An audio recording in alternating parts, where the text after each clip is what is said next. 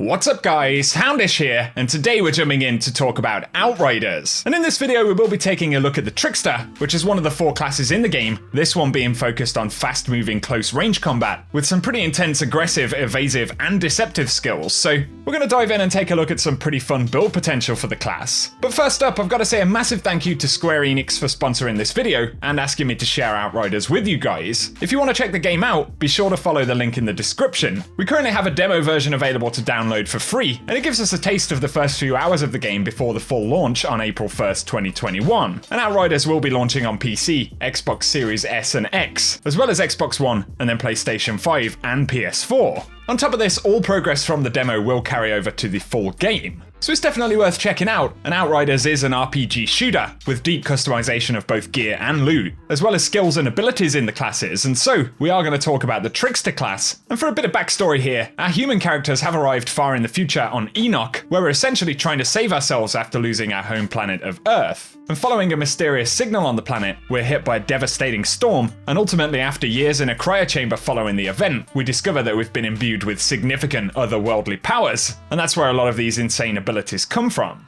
And so to talk about the Trickster, this class is totally geared towards getting up close and friendly with the enemy. And if you haven't seen much of the Trickster yet, for a quick look, in the early game, the main abilities lean into close range combat, so we can teleport to the position of enemies, slow time with an anomaly sphere, and earn health back really quickly by making close range kills, which when you lean into it means some pretty fast paced action, which is a bunch of fun, and we're going to take a look at just some of the build potential in the game. And so in the demo at the moment, we are capped out at level 7, which allows us to unlock 4 of the core skills. There will be at least 8 main skills available once fully upgraded, and we get the option to slot any 3 skills at one time. So with my current Trickster setup, we've got Slow Trap, and this creates an anomaly sphere which inflicts slow onto enemies. And this literally puts enemies and projectiles inside of the sphere into a state of slow motion. And then Trickster can also use Hunt the Prey, which we've got slotted here, and we can target an enemy to teleport behind them, which grants us a little bit of a shield bonus at the same time, generally being pretty important for Trickster mobility, giving us the upper hand in aggressive combat, but also in evasion. And there are other gear mods which we'll touch on that grant extra bonuses to these core skills as well. But in the third slot,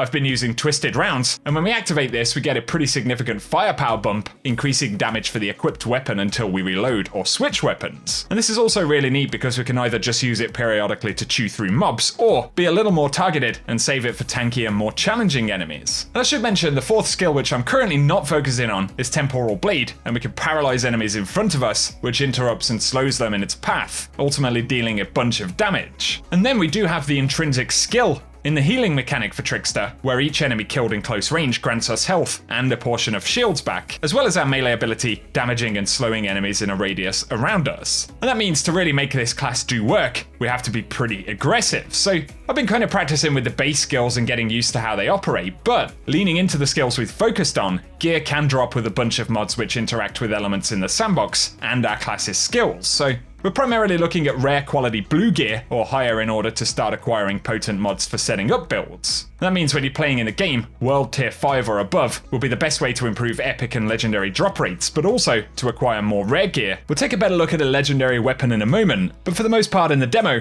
we're likely to be using rare blue armor. And so taking a look at some of those pieces and the mods that we've got equipped for this build, my lower armor has got a mod called Time Blast, and when we teleport behind an enemy, it applies the slow effect in a 5-meter radius around that target. And that's really neat when you target an enemy huddle because it's obviously going to slow multiple targets at once. Then on my gloves, I've got a perk called Backstabber, and using the skill deals 44 damage to the target we teleport behind. This was the best choice that I had for this build at the time of making the video, but I'm sure it could be better. Nonetheless, it at least gives us a little bit of free damage. And then on my footwear, or boots, we've got a Weaken the Prey mod, and this interrupts and inflicts weakness to the enemy that we teleport behind. So the interrupt effect stops enemies in their tracks and can quickly cancel attacks. And the weakness effect is pretty cool because it actually reduces the enemy's damage output. And so now when we teleport behind a target, we're slowing nearby enemies, dealing extra damage to the main target, as well as interrupting and weakening them. And because we're so focused on that close range combat, this kind of a build works really well with shotguns. I've got a rare pump action shotgun here, which is in the armor piercing archetype, and this ignores a percentage of enemy shields. But it also comes with a neat mod called Livestock, and reloading restores 64 points of health for each enemy killed since your last reload, without changing weapons. So the shotgun only has 6 in the mag, but puts out some pretty good damage, and I tend to try and use it in situations where I can quickly get multiple kills, then reload for the health bonus. Definitely a pretty big part of the loop when using the Hunt to Prey ability to teleport, but it also pairs well with another armor mod we have on this helmet, and this one's called Strong Twist, and it increases the twisted round skill's firepower by 15%.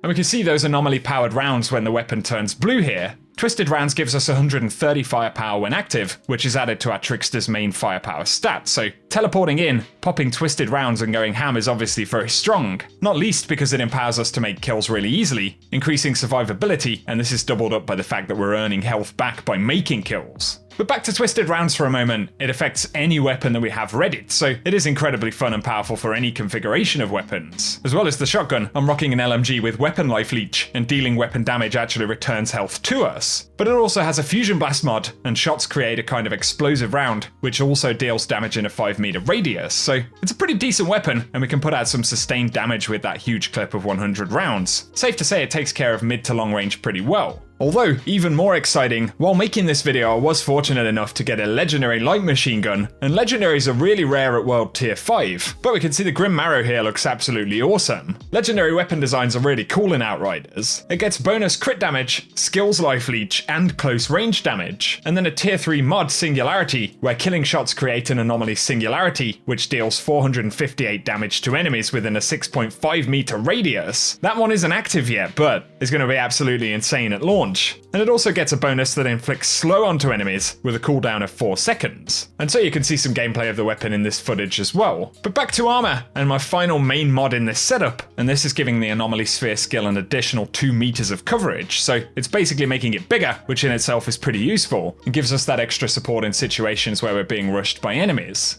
And there are other mods that we could pair this with as well. I could change my lower armor to have a mod which grants 100% of our shield back when the slow trap ends. That could be especially potent in helping us avoid instant death if overwhelmed when the shield runs out. But since that isn't happening too much at my current level in the demo, I've been leaning into the hunt bonuses instead. And again, it creates this really fun kind of gameplay loop of teleporting to targets. We can see we're getting the jump on a lot of these, slowing them, and a lot of the time instead of being in cover, we're rolling around making shotgun and pistol kills. We can also time hunt the prey to interrupt certain attacks, and I'm starting to get the hang of that a little bit more, but also using it evasively and to drop the slow sphere into groups of enemies, which is also very beneficial if you're in a fire team.